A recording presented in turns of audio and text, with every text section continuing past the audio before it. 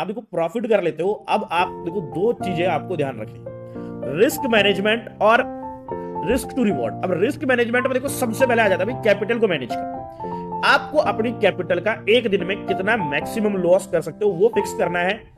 अब एक single trade में कितना मैक्सिमम लॉस ले सकते हो वो फिक्स करना है। ये दोनों फिक्स करते ही आपका जो वाइप आउट, एक ही बार में उड़ा दिया, ये सारी चीजें दूर। ये नियम को दिमाग में लगा लो, सिस्टम के बगल में लिख के लगा लो, चार्ट पे लिख लो, जहां लिखना है लिख लो। ये नियम तोड़ा उसी टाइम एग्जिट कर दो।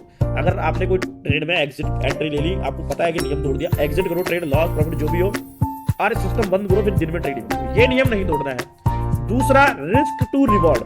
गोली भाई, रिस्क टू रिवॉर्ड के अंदर क्या है, आपको पता होना चाहिए कि भाई मार्केट प्रोबेबिलिटी पे चलता है। आप सिक्का उछालो, दो में से एक, समझ रहे हो, या हेड आएगा या टेल आएगा। यहाँ पे नॉर्मल गोल्ड वगैरह में देखोगे तो वहां पे भी यही सीन है, या तो ऊपर जाएगा या नीचे जाएगा।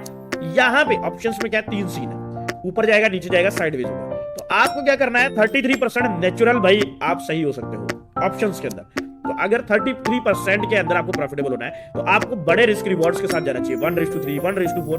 तो हमेशा रिवर्सल ट्रेड्स या फिर इस तरीके के ट्रेड देखो जहां छोटा एसएल हो, टारगेट उसके मुकाबले काफी बड़ा हो। तो ये दोनों चीजें अगर आप कोशिश करोगे ना, तो डेफिनेटली जो आपका ये परेशानी है कि सर मैं प्रॉफिट कर लेता हूं लेकिन उसको रोक नहीं पाता हूं, तो उसको रोक पाओगे आप। और कुछ भी भाई ऐसा सीक्रेट नहीं है जो आप मुझसे मिलोगे तो मैं बताऊंगा, यही बोलूंगा, चाहे आके मिल लेना कभी भाई, बीटा पे आ ही रहा हूं लखनऊ में।